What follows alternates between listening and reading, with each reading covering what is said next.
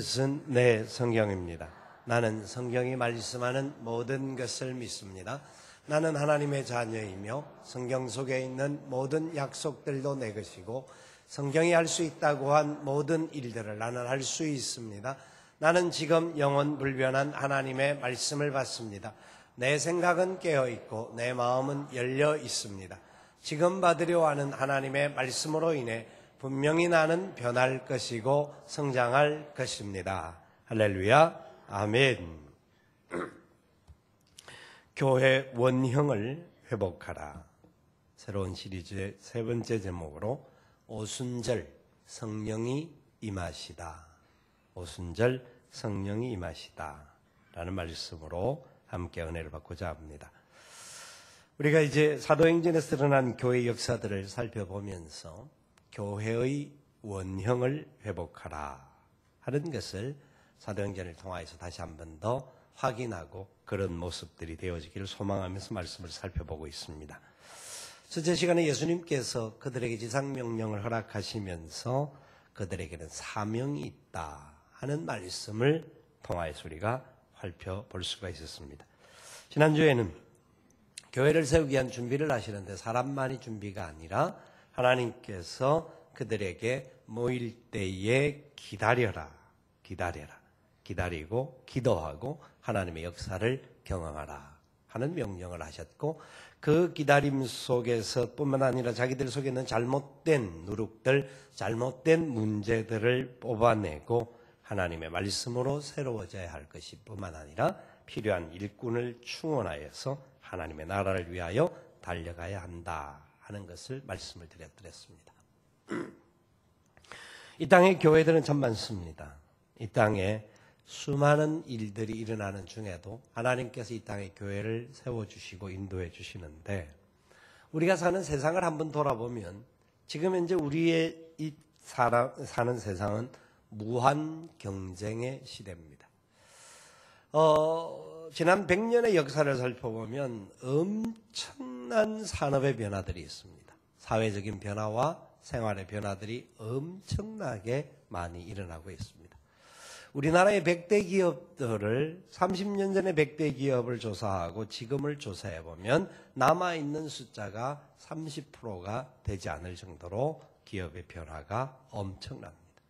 그렇기 때문에 사람들은 이 땅에서 어떻게 하면 살아남을까, 어떻게 하면 더 세상적으로 성공할까에 따라서 새로운 변화와 새로운 시도들을 끊임없이 이루어내고 있습니다.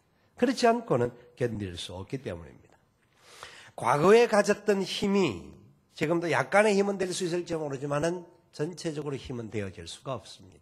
과거에는 물량적이고 물질적인, 물리적인 그런 부분들이 힘이었다고 한다면 요사이는 정보와 문화와 다른 팩트들이 새롭게 힘을 발휘하고 있는 세상이 되어가고 있습니다. 그러니까 이 변화되는 세상 속에서 사람들이 어떻게 하면 살아남을까, 어떻게 하면 새로운 것을 추구하고 또 열매를 맺을까 발버둥을 치고 있습니다. 그래야 할 수만 있으면 다 바꾸어야 한다 라고까지 말하고 있는 세상입니다. 그렇다고 하면 우리 교회의 모습은 어떻습니까? 교회는 세상에 흘러가는 부분들과 같이 가야 하는 부분일까? 아니면 하나님께서 교회를 어떤 모습으로 세우고 계시고 교회가 가지고 있는 진정한 힘이 도대체 무언가라는 것을 우리는 알아야 할 필요가 있습니다. 우리나라에 세계적으로 유명한 교회가 다 있고, 우리나라에 주위를 둘러보면 밤만 되면 십자가불이 온통 비추고 있는 것을 볼 수가 있습니다. 수많은 교회가 있습니다. 대한민국에 약 6만에 가까운 교회가 있는데, 이런 교회가 있는데도 불구하고 세상은 여전히 소란하고 시끄럽고 문제가 있고, 교회는 교회들로 어려움들이 있는 세상 속에 살아가고 있습니다. 왜 그럴까요? 멋지고 아름다운 교회들도 있고 잘하는 교회들도 있음에도 불구하고 세상 속에서 진정한 참으로 하나님이 원하는 교회다운 교회, 하나님의 영광을 드러내는 교회의 모습, 그리고 그 교회를 이루는 성도, 바로 교회인 그 성도들의 삶의 모습들이 참된 하나님의 교회를 이루어 가지 못하고 있는 안타까움은 아닌가 하는 겁니다. 사탄은 이 땅에 있는 교회가 오히려 자기의 협력자 중에 하나다라고 말할 정도로 C.S. 루이스의 책에서는 그런 이야기가 나옵니다. 그런데 뭐 그런저런 부분을 떠나서라도 진짜 문제 중에 문제라고 한다면 우리들조차도 어떻게 하나님의 뜻을 이루고 어떻게 이 땅에서 살아가야 하나님이 기뻐하는 교회고 이 땅을 밝히는 교회가 되어질 수 있을까? 교회라고 하면 여러분 다른 말로 하면 바로 저와 여러분 개인을 말합니다. 우리 개인, 예수를 믿는 사람들의 모습이 그렇다라는 겁니다. 그런데 문제는 사람들이 어떻게 살아야 될지도 모르고 어디로 가야 할지도 모른다라는 데 더 큰 문제가 있습니다. 믿지 않는 사람들이 모르는 것은 뭐 당연지사일 뿐만 아니라 그런데 믿는 사람들조차도 하나님이 원하는 우리의 모습, 우리의 교회 가야 할 방향, 우리의 삶의 구조들을 제대로 알지 못하고 살아가는 부분이 굉장히 많습니다. 그래서 교회 원형을 회복하라 하는 시리즈를 통하여서 다시 한번 우리가 말씀 속에서 하나님이 원하는 교회의 모습은 어떤가? 그리고 우리가 어디를 갈 때에 하나님 가장 기뻐하고 열매 맺는 삶을 살 수 있을 것인가 하는 것을 확인해 보고자 하는 겁니다. 자, 첫 번째 기억해야 할 것은 교회는 어떤 공동체여야 합니까?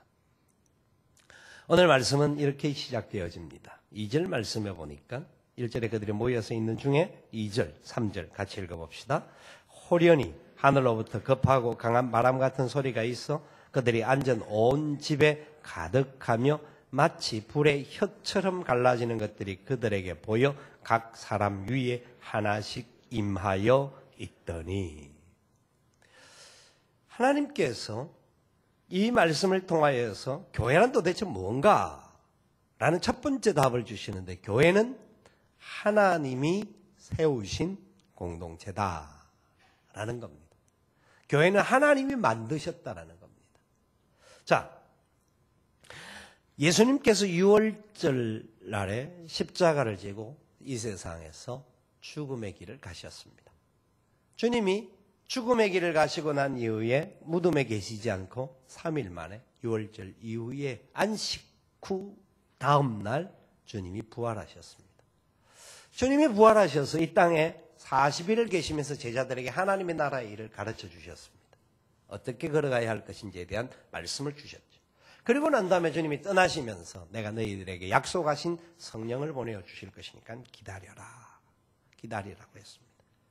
그리고 그들이 모여서 기다렸습니다. 그들이 다 같이 한 곳에 모여서 기다리면서 그곳에서 주님의 약속을 바라보고 있었습니다. 여러분, 그들은 무엇을 해야 될지를 알지 못합니다. 어떤 일이 일어날지도 그들에게는 알지를 못했습니다. 그래서 그들이 할 수 있었던 큰 기도였습니다. 자기가 아무것도 할 수 없을 때에, 무엇을 모를 때에 할 수 있는 것은 기도밖에 없는 겁니다.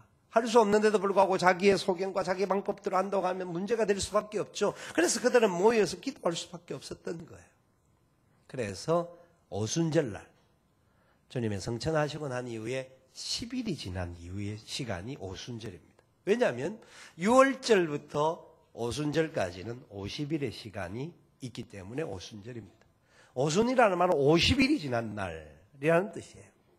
그래서 오순절날 마가의 다락방에 성령님이 오셨습니다.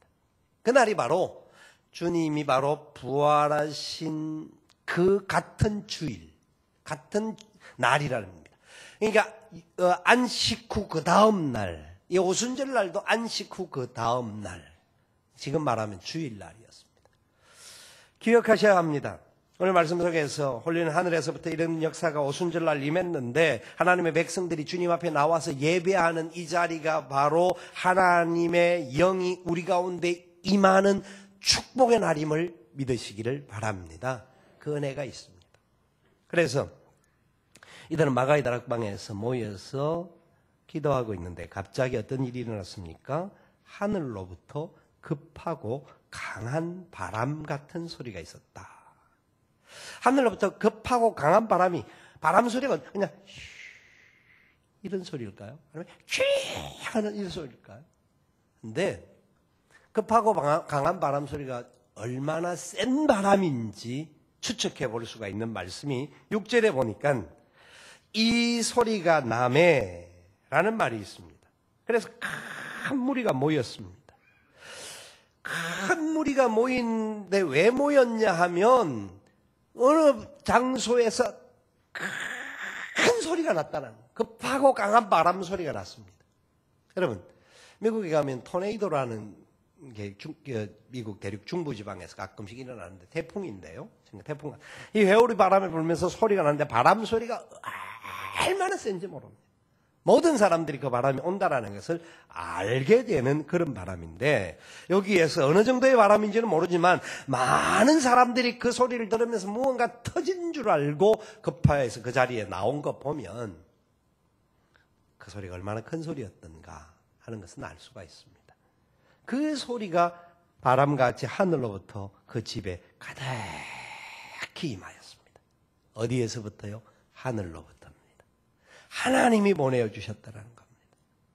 일반적으로 다른 어떤 곳에서부터 시작되어진 것이 아니라 사람들이 120명이 모여서 우리가 열심히 모여서 기도하고 우리의 힘으로 되어진 것 같이 보여지지만 하나님의 명령에 순종하는 120명의 사람들, 주님이 말씀한 대로 순종했고 그들은 주님의 말씀대로 순종하면서 무엇이 오실 것인 줄 알고 기다리고 있었고 기다리면서 기도할 때 하나님이 하늘로부터 급하고 강한 바람 같은 소리를 그들을 위해 부어주셨습니다.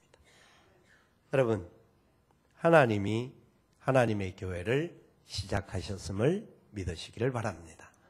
하나님께서 우리에게 이렇게 말씀하시는 것은 틀리지 않습니다. 마태복음 16장을 계속 말씀드렸습니다마는 예수님께서 베드로를 통하여서 내가 내 교회를 이 땅에 세우겠다. 하나님의 교회, 하나님이 원하는 교회, 예수님이 원하는 교회를 세우겠다라고 말씀하셨습니다. 대한민국의 6만에 가까운 교회들 중에 모든 교회가 다 그렇지 않을 수 있습니다. 또 우리 교회조차도 완전한 교회가 아닙니다. 그러나 본질, 하나님의 그 본질적인 부분에 대해서 놓치지 마십시오. 교회가 가지고 있는 요소들이 문제가 있고 연약함이 있고 사람들이 모여서 구성함으로 말미암은 것 속에 여러 가지 나약함들이 일어날 수도 있지만 하나님이 원하는 본질은 하나님이 세운 교회라는 것을 잊지 마셔야 합니다. 우리가 그것을 바라볼 수 있어야 합니다. 자, 이 120명에 모인 사람들이 그곳에서부터 교회가 시작되어졌는데 이 사람들은 어떤 사람입니까? 7절에 보니까 갈릴리 사람이다 라고 이야기합니다. 갈릴리 사람이라고 이야기하는 뉘앙스를 살펴보면 그들은 좀 저 사람들이 이런 일을 할 수가 없는데? 라는 표현이 그 속에 담겨 있는 거예요. 그 사람들은 다른 나라 말을 배운 적도 없고 다른 어떤 가지고 있는 능력이나 권세나 이런 것들도 없는 사람인데 라고 하는 뉘앙스가 담겨 있어요. 근데 그 사람들에 의해서 교회가 시작되어졌어요. 하나님이 그 사람들을 통하여서. 그런데 그 교회가 지금 지구상의 인구의 30%가 그 교회들을 통하여서 하나님을 만나고 있는 겁니다. 그 사람들은 세상 말로 하면 그렇게 능력이나 권세나 힘이나 이런 것들이 없는 사람들이었어요. 그 사람이 세운 교회가 그렇게 오랫동안 세워질 수가 있었겠습니까? 그렇기 때문에 교회는 하나님이 세운 하나님의 공동체임을 잊지 마시기를 바랍니다. 그러기에 지금까지 2000년의 역사가 지나는 시간들 동안 이 땅에 교회들이 세워져 있고 하나님의 영광을 나타내고 하나님의 뜻을 이루어가는 그런 역사가 되어지고 있다는 겁니다. 이것은 다른 세상적인 힘과 지식과 능력으로 되어지는 것이 아니라 하나님의 신으로 되어지는 것입니다. 스가랴 4장 6절 말씀에 보면 이는 힘으로 되지 아니하며 능으로 되지 아니하며 오직 하나님의 신으로 되느니라. 하나님의 신으로 된 성령 하나님이 임하시는 곳에 하나님의 역사가 일어난다는 겁니다. 세상은요, 끊임없는 변화가 일어나야 되고 새로운 정보를 얻어야 되고 새로운 기술을 갖추어야 되고 그래야 하여서 되지 않으면 도태되어지고 죽고 나자빠질 수 있지만 하나님의 교회는 이 세상과 다르게 하나님의 역사가 임하고 하나님이 지키시고 인도하여 주셔야만이 보존되어질 수 있고 움직여갈 수 있다는 것을 믿으시기를 바랍니다. 바로 저와 여러분의 삶의 모습도 그렇습니다. 우리가 바로 교회입니다. 우리가 어디를 가든 무엇을 하든 함께 모여서 예배할 때 석수교회가 함께 모여서 예배를 합니다마는 여러분들 흩어져서 여러분의 삶의 자리로 다 나가면 그 자리가 바로 여러분이 있는 그곳이 석수교회입니다. 그래서 그곳에서 하나님이 여러분들과 함께하고 하나님의 영이 부어지기를 소망하고 믿음으로 걸어가는 삶을 살 때 그곳에서 하나님의 역사가 나타나게 되는 겁니다. 이런 사실을 기억하셔서 우리가 어떤 일을 행하는 것이 아니라 하나님께서 우리 교회, 우리의 삶의 자리, 우리 모든 것을 인도하여 주신다라는 사실을 온전히 믿으셔야 합니다. 두 번째로 그럼 교회는 어떠한 공동체여야 하느냐? 4절의 말씀을 같이 읽어봅시다. 그들이 다 성령의 충만함을 받고 성령이 말하게 하심을 따라 다른 언어들로 말하기를 시작하니라. 교회란 성령이 충만한 공동체입니다. 교회는 바로 성령이 충만한 공동체입니다. 성령님이 주인이 되시는 공동체라는 말입니다. 여기 보면요, 그들이 다 어느 누구를 빼놓지 않고 모두 다라는 말이죠. 무엇을? 성령의 충만을 그들이 다 받았다라는 겁니다. 여러분, 충만이라는 말은 여기 물컵이 있습니다. 물컵에 보통 사람들이 물을 얼마를 따로 놓을까요? 권사님이 물컵에 물을 따르어서 이곳에 올려놓았는데 얼마를 따르었을까요? 한 7부 정도, 그죠? 한 3분의 2 정도나 4분의 3 정도. 왜냐하면 꽉 채우면 이 자리에 흥건해지니까 안 되죠. 저는 채워야 뭐라 한다 합니다만은, 사람들은 그런 말을 합니다만은, 이렇게 놓을 때는 그렇게 절대 채우지 않습니다. 근데 그것을 충만이라고 말하지 않습니다. 충만은요, 잔이 차고 넘치는 것을 말합니다. 이 잔이 넘쳐서 옆에까지 흘러가는 것을 말합니다. 성령의 충만함이 왜 임하였느냐 하면, 초대교회는 연약한 부분들이 많았습니다. 힘이 없었습니다. 여러모로 있어서 넘어질 수 있는 요소가 많고 핍박과 혼란들이 많았던 곳이었습니다. 그런데 내 힘과 내 능력과 내 권세로는 넘어질 수밖에 없는 존재들이었어요. 그래서 충만해야 되었습니다. 다른 것이 아니라 성령으로 충만해야 했습니다. 그래서 충만하게 되어질 때 우리 안에 있는 불순물들, 우리 안에 있는 부정함들, 우리 안에 있는 연약함들, 우리 안에 있는 불신들, 우리 안에 있는 죄악들이 씻어지고 넘쳐나고 깨끗해지고 성령으로 인하여서 온전하게 살아갈 수 있게 되어진다는 겁니다. 그래서 오늘 말씀에 하는 이야기가 성령의 충만함을 받았기 때문에 어떻게 말했다고요? 성령이 말하게 하심을 따라 말했다. 사람들은 보통 자기가 말하고 싶은 것을 말합니다. 자기 속에 있는 것을 말하고 자기가 원하는 행동들을 할 때가 많습니다. 왜요? 자기가 자기 삶의 주인입니다. 자기로 충만해 있기 때문입니다. 우리 안에 실제적으로 행하는 일들을 보십시오. 여러분의 삶의 자리에서 모습들을 살펴보십시오. 여러분들이 여러분의 삶의 주인이 되어 있지 않습니까? 그런데 그렇기 때문에 우리 속에서 나오는 것이 악한 것들이 나올 수가 있고 여러 가지 잘못된 것들이 들어갈 수가 있습니다. 그래서 우리는 성령으로 충만해야만이 성령님에 의하여서 말을 하게 되고 성령님에 의하여서 따라가게 되고 성령님에 의하여서 승리할 수 있게 되는 겁니다. 여러분, 그것이 바로 성령 충만한 삶의 모습입니다.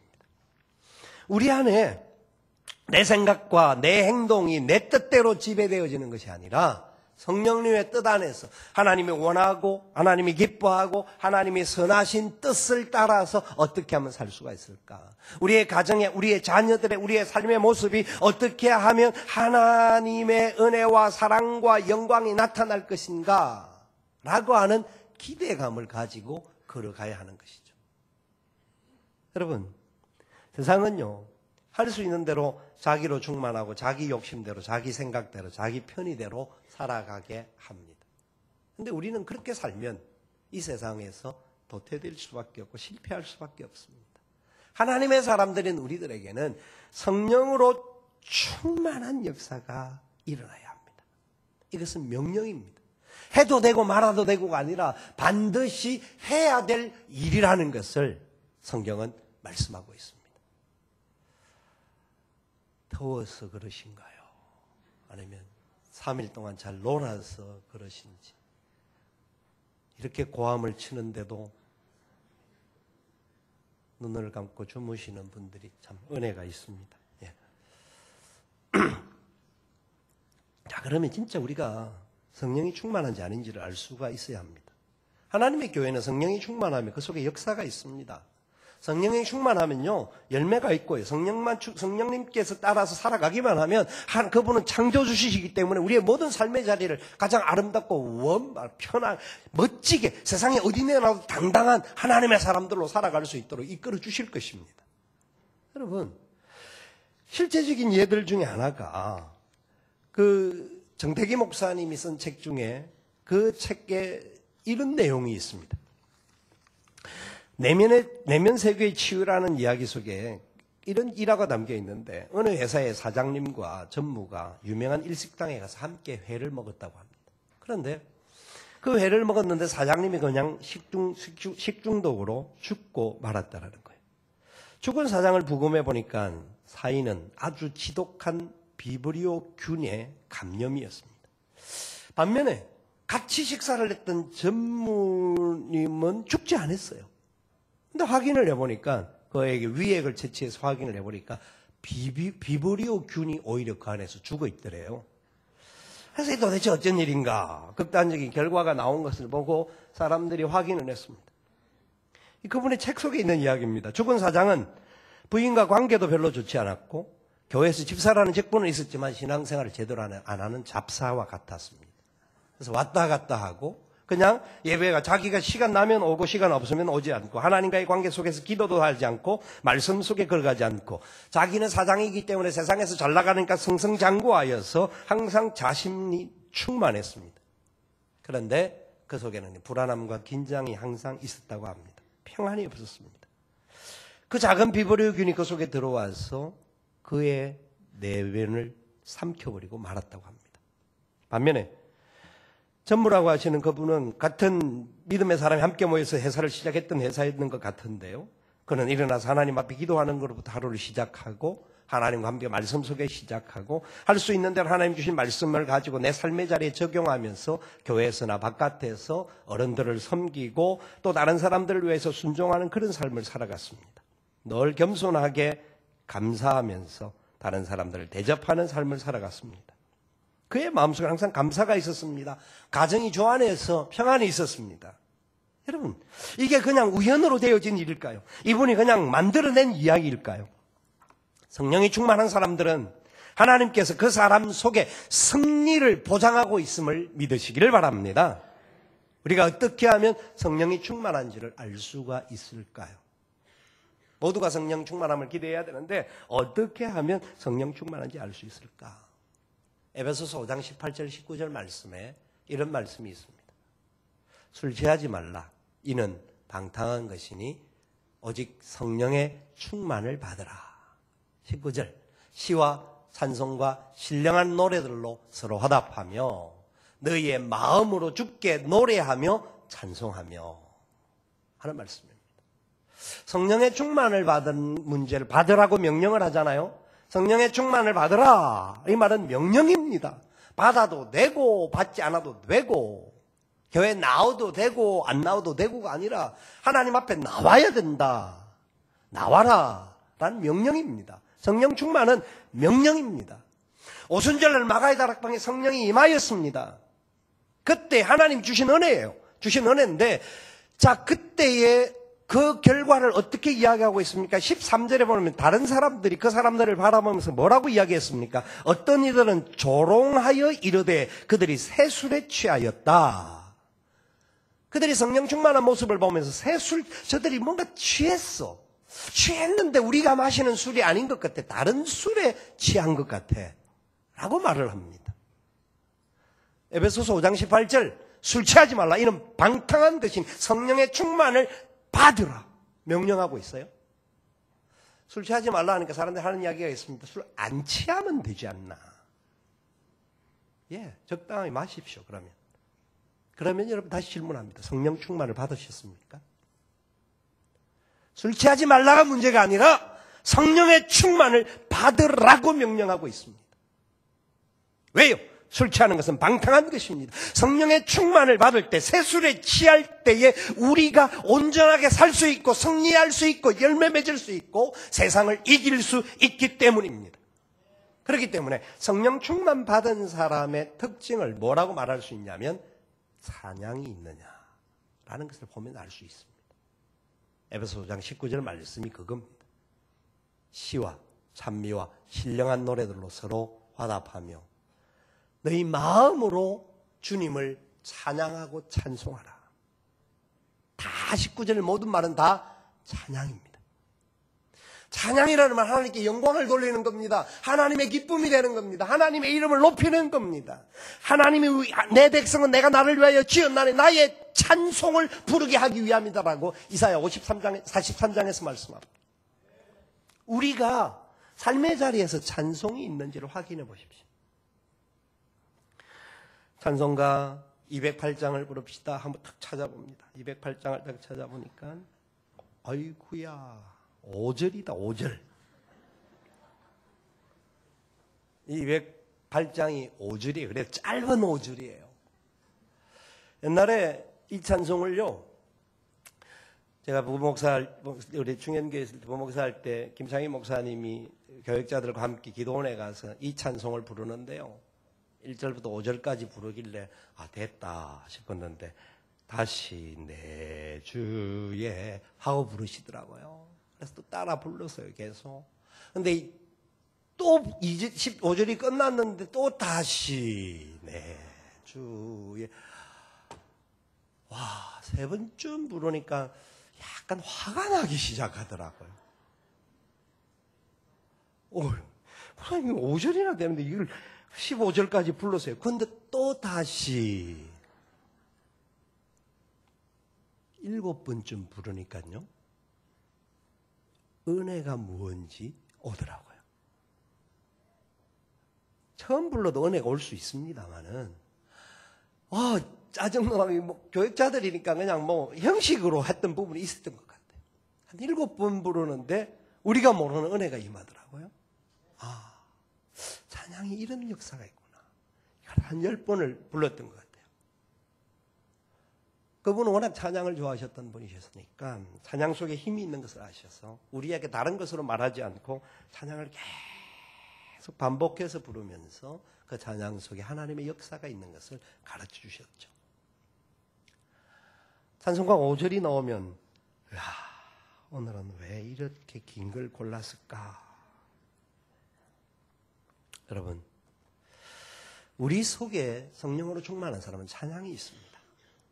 시와 찬미와 신령하는 노래로 내 삶의 자리에서 그 찬양의 역사가 넘쳐납니다. 힘들고 어려운 일이 있을 수 있습니다. 위기와 문제가 만날 수 있습니다. 고통이 올 수가 있습니다. 그런 위기들을 가족들이 다 압니다. 여러분 주위에 있는 사람이 다 알 수 있습니다. 저 사람이 지금 현재 만나고 있는 위기를 다 말은 안 했지만 어느 정도는 느낍니다. 특별히 가족이라면 그 부분을 다 압니다. 어려움을 만나고 힘든 일이 있을 때에 아이들 앞에서 엄마가 불평하고 원망하고 투정하고 우리는 왜 이렇게 못 사나, 우리는 왜 이렇게 힘드나하고 그냥 같이 죽자, 이렇게 하는 세상이 우리가 살고 있는 세태입니다. 그런데 그런 위기 속에 그 어머니가 어려움이 있는데 힘들 일이 있는데도 불구하고 어려운 일 당할 때 나의 믿음 적으나 의지하는 내 주를 더욱 의지합니다. 세월 지나갈수록 의지할 것뿐일세. 무슨 일을 당해도 예수 의지합니다. 그 찬송을 하고 있다고 한다면, 힘들고 어렵지만 찬양 속에 역사하시는 하나님이 계시구나. 문제가 생길 때 다른 데로 도망가고 자살할 일이 아니라 하나님을 향하여 찬송하고 기도하며 나아가면 하나님이 반드시 해결해 주시는 거구나. 아이들에게 다른 교육을 시키지 않아도 여러 가지 부분에서 어떻게 하면 세상에서 승리하고 성공하고 어떻게 하면 출세하고 가르쳐주지 않아도 그들 속에 성령님이 임하여서 그들의 삶을 하나님이 책임져 줄 줄 믿으셔야 합니다. 여러분의 삶의 자리에 찬양이 있는지를 보셔야 합니다.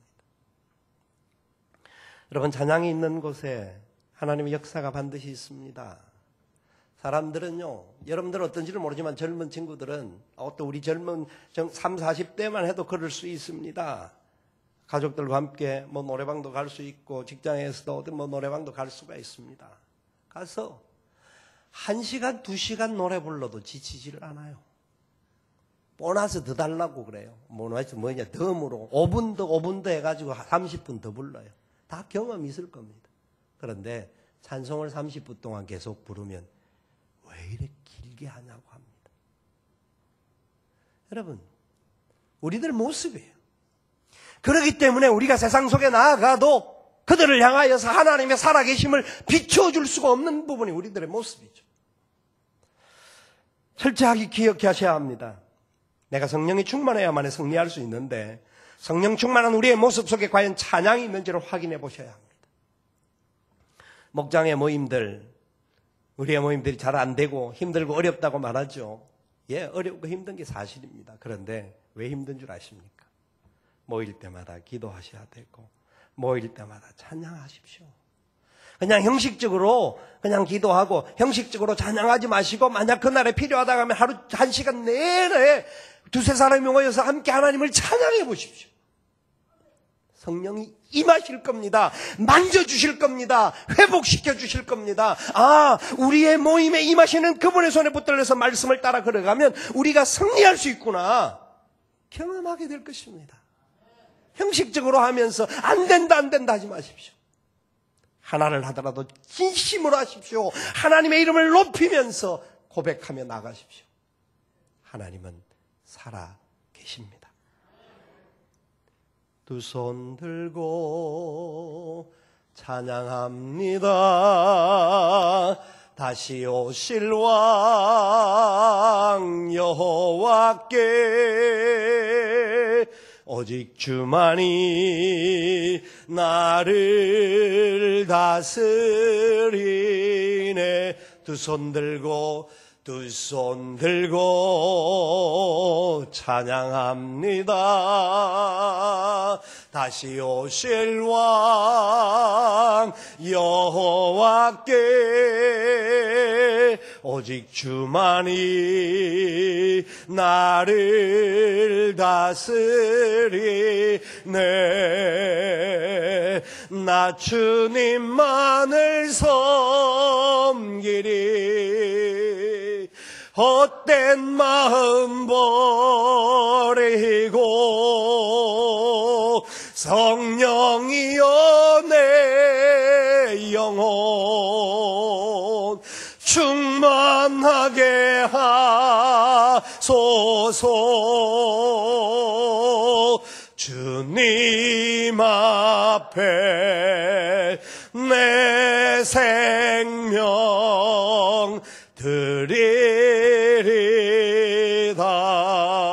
드리리다. 아멘. 찬양이 있는 곳에 역사가 있습니다. 전심으로 찬양할 때 손을 들고 할 수 있습니다. 춤을 추며 찬양할 수 있습니다. 하나님을 기뻐하며 우리의 모든 모습을 다들여 찬양할 수 있습니다. 여러분이 그렇게 찬양하지 못한다고 해서 그렇게 찬양하는 사람들을 지적하지 마십시오. 하나님이 그분 속에 임하는 역사가 있을 겁니다. 그분들이 임하는 행동들을 바라볼 때 하나님만을 바라보는 순전한 마음으로 찬양하기 때문에 그럴 겁니다. 여러분, 수요 영성 집회에 찬양의 은혜가 있고 하나님의 기도의 역사가 있는 자리입니다. 여러분의 시간들이 얼마나 바쁘게 사는지 기도의 자리에 나오지를 못하는 모습들을 봅니다. 함께 찬양하며 함께 기도하는 그런 역사가 우리 가운데 일어날 때에 이 교회를 통하여 하나님 영광 받으시고 세상의 빛으로 소금으로 사용하실 줄 믿으시기를 바랍니다. 마지막 간단하게 정리를 합니다. 4절의 말씀을 보니까 성령의 충만을 받고 성령이 말하게 하심을 따라서 다른 언어들로 말하기를 시작하였다고 했습니다. 다른 언어들로 말하기 시작했다. 교회는 마지막 세 번째 중요한 공동체인데 그것은 바로 복음 전도의 공동체입니다. 이것은 수없이 아마 들었던 이야기입니다. 초대교인들이 성령 충만을 받고 무슨 언어로 말하기 시작합니까? 다른 언어였습니다. 방언이었습니다. 왜 그랬을까요? 오늘 말씀해 보니까 그들이 다른 언어로 말하는 이유가 9절부터 10절까지 나오는 말씀에 보니까 14개국에서 온 사람들, 그래서 그 사람들이 그레데인과 아라비아인들의 그런 형태를 가진 사람들인데, 그들이 이 사람들이 하는 이야기를 들었는데 뭐냐면 자기들의 말로 들었다라는 겁니다. 11절 보십시오. 우리가 다 우리의 각 언어로 하나님의 무엇을요? 큰 일을 말함을 듣는도다. 하나님의 큰 일은 구원 계획입니다. 예레미야에서 말하고 이사야에서 말하는 하나님의 큰 일이 있을 것이다 말하는데 이게 바로 구원의 역사입니다. 하나님 메시아를 보내어서 이 땅을 구원하실 것이다. 살리실 것이다. 지금 여기에 모였던 사람들이 각각 다른 나라의 말로 말을 했습니다. 그들은 그냥 기도하였는데 그 말이 하나님이 그의 입에서 터져나가게 만들었습니다. 그들에게 들려졌던 말이 예수 그리스도는 구원자요, 예수 그리스도는 생명이요, 그분이 메시아다, 그분의 손에 붙들리는 자가 살아남고 승리하게 될 것이다, 그분은 우리가 전해야 될 우리의 메시아다, 반복하면서 이야기했습니다. 하나님이 이 일을 하셨습니다 라는 이야기였습니다. 이건 놀라운 역사입니다. 여러분, 이 사람들이 누구냐면 갈릴리 사람입니다. 배우지 못한 사람들입니다. 세상에 내어놓을 만한 것이 없는 사람들이었습니다. 사람들이 볼 때 좀 취급을 그렇게 당했던 사람들이었습니다. 그런데 그들이 다른 나라의 말을 하였습니다. 왜요? 성령님이 지금 하나님 말씀이 전해져야 할 것이 필요하기 때문에요. 인간에게 있어서 가장 큰 어려움이 뭐냐면 말이 통하지 않는 것이었습니다. 하나님께서 하나님의 백성들에게 생육하고 번성하고 땅에 충만하라고 명령을 하였는데 노아 홍수의 인간들은 하나님의 명령을 지키기보다는 그 어려움을 만나고 난 이후에 이제는 우리 흩어지지 말자 하고 탑을 쌓았습니다. 그게 바벨탑입니다. 바벨탑을 한참 쌓는 중에 그들에게 어떤 일이 일어납니까? 하나님께서 흩어지라고 했는데 말을 순종하지 않은 그들에게 하나님이 말이 통하지 않도록 말을 다르게 만들었습니다. 말이 달라졌죠. 벽돌 가져와라고 위에서 부르는데 밑에서는 저 뭔 소리 하고 있는 거예요? 안 들리는 거예요. 뭔 말인지 안 들리는 거예요. 다른 의사소통이 되지 않습니다. 그래서 그들은 할 수 없어 흩어질 수밖에 없었습니다. 하나님이 생육하고 번성하고 땅에 충만하도록 하는 명령을 실천하기 위해서 말을 나누어 버리셨습니다. 그런데요, 그래서 그들은 비록 말이 통하지 않아서 어떤 어려움과 위기와 전쟁도 이런 것들도 불사했지만 오순절 마가이 다락방에서 그들이 모인 자리에 하나님이 보여주셨던 놀라운 역사 중에 하나가 각 나라의 말을 갈릴리 사람들이 다 하는 것이었습니다. 왜요? 하나님의 큰 일을 말해야 하기 때문에. 그들은 배우지 못한 사람인데 각 나라의 말을 다 하는 것이었습니다. 자기들도 모릅니다. 여러분 한번 생각해 보세요. 천국에 가면 우리가 미국 사람 만나면 피할까요? 만나서 이야기할까요? 말이 안 통하는데 우리가 지금도 외국 사람 만나면 시실 피하잖아요. 예, 바빠서 조금 그냥 한 단어 쓰면서 바빠서 그냥 뭐 꼬리를 내리지 않습니까? 천국 가면요, 저는 뭐 여러 가지 이스리를 설명할 수 있습니다. 추측하건대 우리나라 말을 해도 그 사람이 알아듣고 저 사람 나라 말을 해도 우리가 알아들을 거라고 봐요. 그러니까 걱정 안 하셔도 돼요. 천국 갔는데도 불구하고 코쟁이하고 말이 안 통한다, 그래서 그냥 만나기도 싫다 하면 문제가 곤란하죠.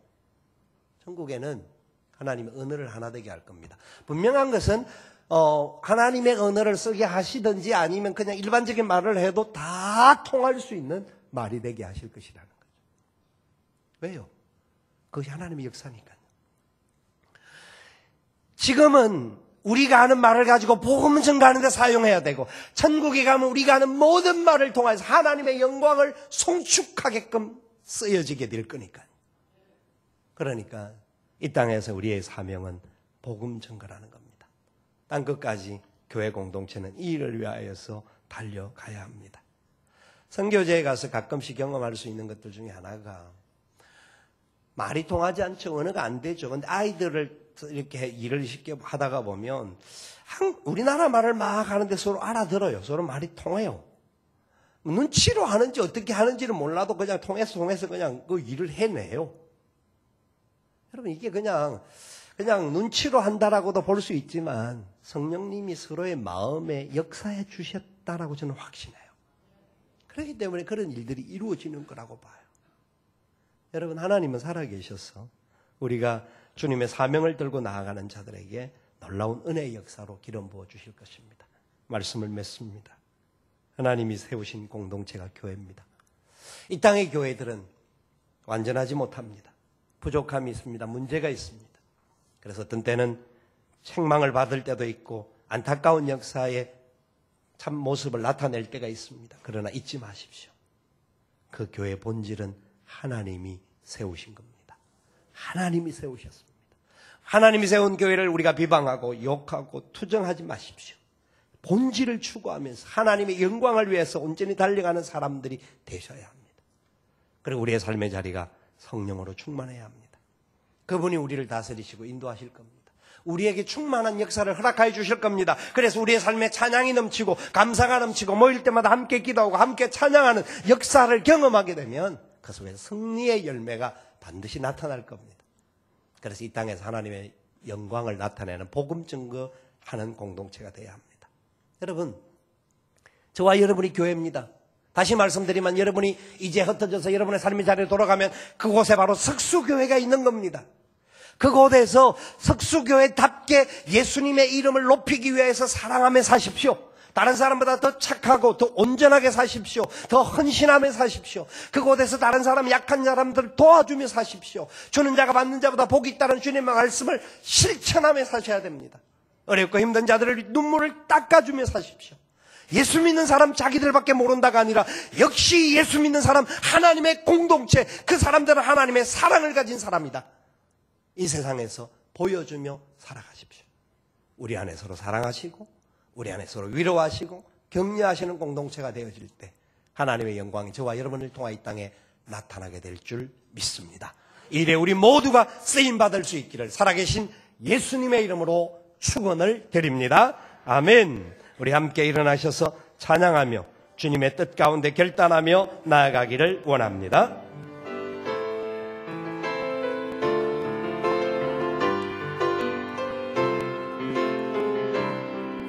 우리에겐 소원이 하나 있네. 주님 다시 오실 그날까지 우리 가슴에 새긴 주의 십자가 사랑, 나의 교회를 사랑케 하네. 주의 교회를 향한 우리 마음, 희생과 포기와 가난과 고난, 하물며 지금조차 우릴 막을 수 없네. 우리 교회는 이 땅의 희망, 교회를 교회되게, 예배를 예배되게 우릴 사용하소서. 진정한 부흥의 날 오늘 임하도록 우릴 사용하소서.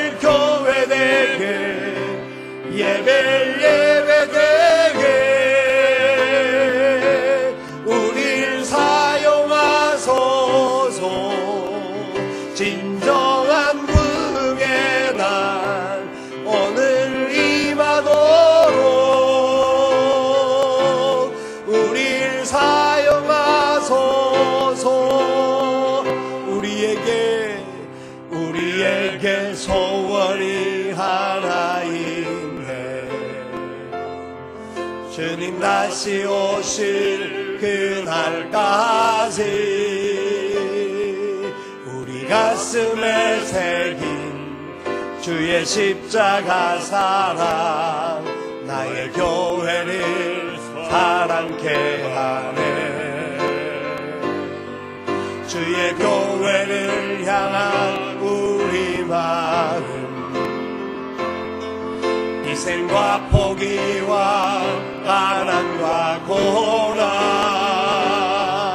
하물며 죽음조차 우릴 막을 수 없네.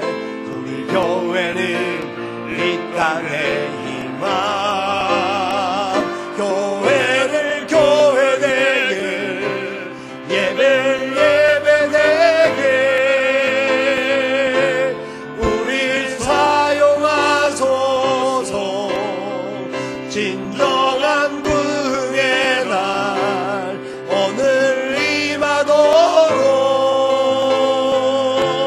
우릴 사용하소서. 성령 안에 예배하리라. 자유의 마음으로 사랑으로 사역하리라. 교회는 생명이니 교회를 교회되게 예배를 예배되게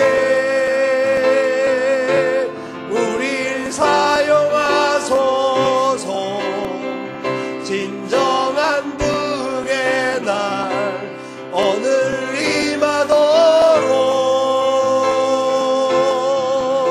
우릴 사용하소서.